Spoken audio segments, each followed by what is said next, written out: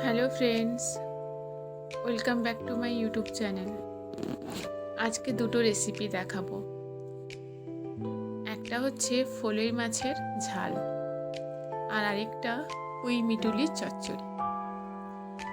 ছোট সাইজের 4টে ফলই মাছ এখানে নিয়েছি। ফলই মাছগুলোকে সর্ষের তেলে ভালো করে ভেজে তুলে নেব। ফলই মাছে খুব কাঁটা থাকার জন্য অনেকেই ফলই মাছ খেতে তেমন একটা পছন্দ করে না, কিন্তু আমাকে তো দারুণ লাগে। অ্যাকচুয়ালি যে মাছে যত কাঁটা সে মাছের তত টেস্ট। দেখো, বেশ কিছুটা সর্ষের তেলে কালো জিরে আর কাঁচা লঙ্কা ফোড়ন করে নিলাম। তারপরেই আগে থেকেই সর্ষে বেটে রেখেছিলাম সামান্য একটু হলুদ আর নুন দিয়ে।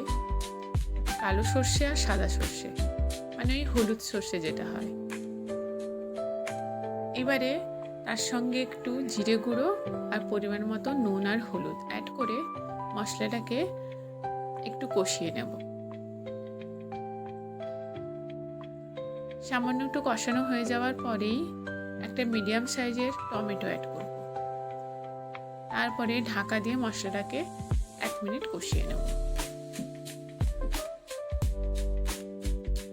মশলা কষে যখন একটু তেল ছেড়ে আসবে সেই সময় জল অ্যাড করব।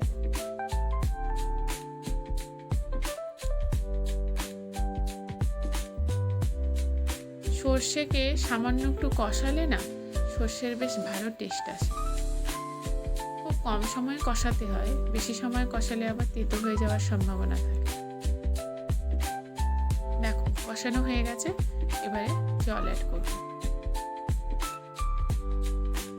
আজকে আমি রান্নাটা লোহার কড়াইতে করেছি। বলে লোহার কড়াইতে রান্না করে খেলে শরীরে আয়রনের অভাব হয় না। দেখো, 2টো চেরা কাঁচা লঙ্কাও দিয়ে দিলাম।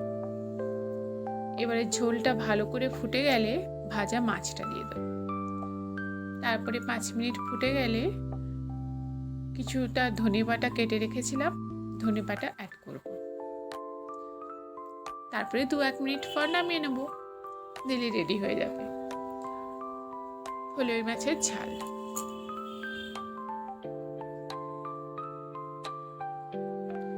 এরপরে যে রেসিপিটা দেখাবো, এই রেসিপিটা আমি নিজেও প্রথমবারই করলাম। পুঁই শাক হয় না, সেই পুঁই গাছের ফুল, ওটাকে বলে পুঁই মিটুলি। এর অনেক গুণাগুণ আছে, খাওয়া খুবই ভালো। পুঁই মিটুলি আনা হয়েছিল, তাই পুঁই মিটুলি চচ্চড়ি করেছিলাম। ভাবলাম রেসিপিটা তোমাদের সঙ্গে শেয়ার করি। দেখো, এটাও সর্ষে তেলেই করেছি। এখানে একটু বেশি সর্ষের তেল দিতে হবে, যেহেতু সবজি আছে অনেকটা।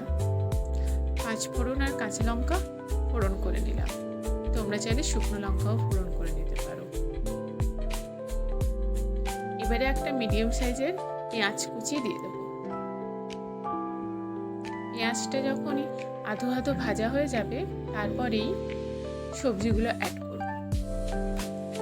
আমি সবজির মধ্যে নিয়েছি সিম, আলু, বেগুন, একটু মূলো, একটু কুমড়ো, বা সেইগুলোই নিয়েছি। আর পুঁই মিটুলি তো দিতেই হবে। বেগুনটা বাদ দিয়ে অন্য সবজিগুলো কিছুক্ষণ কড়াইতে নাড়াচাড়া করে নেব। নুন হলুদ এখন কিছুই দিইনি। তারপরে বেগুনটা অ্যাড করব। তারপরে বেগুনটা দিয়েও কিছুক্ষণ নাড়াচাড়া করার পর নুন আর হলুদ অ্যাড করব।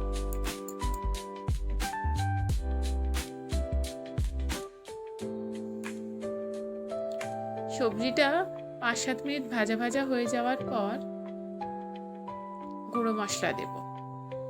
একটু জিরে গুঁড়ো, ধনে গুঁড়ো,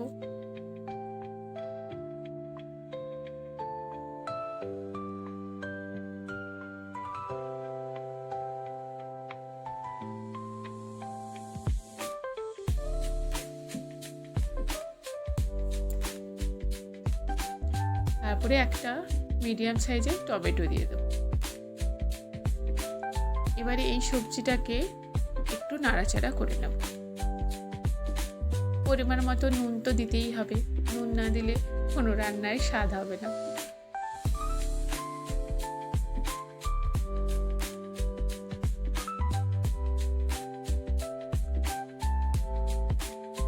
এইবারে পুঁই মিটুলিটা অ্যাড করব। দেখো, এটা হচ্ছে পুঁই গাছের ফল, এটা আবার পেকে গেলে কালো কালো হয়ে যায়। ফলই তো, হ্যাঁ হ্যাঁ ফলই হবে, না ফুল, যাই হোক পুঁই মিটুলিই বলে এটাকে। ব্যাস, মিটুলিটা দিয়ে 5-7 মিনিট ঢাকা দিয়ে দিয়ে সুন্দর করে রান্না করতে থাকবো। তারপরেই কিছুটা সর্ষে বাটা অ্যাড করব। দেখো, সবজি থেকে অনেকটা জল বেরিয়েছে। এইবারে সবজিগুলো একটু মজে গেছে, সামান্য একটু সর্ষে বাটা অ্যাড করে দেবো। তারপরে সেই বাটি ধুয়েই সামান্য একটু জল অ্যাড করব।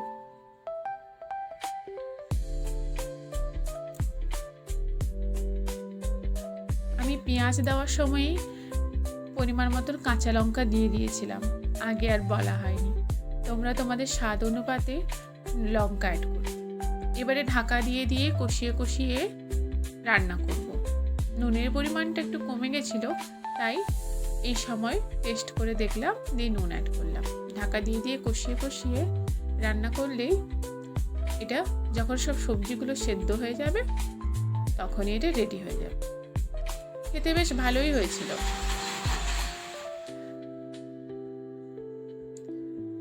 আমার রান্নাগুলো তোমাদের কেমন লাগলো কমেন্ট করে লেখো,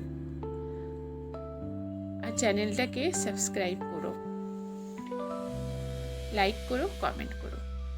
চলো, বাই।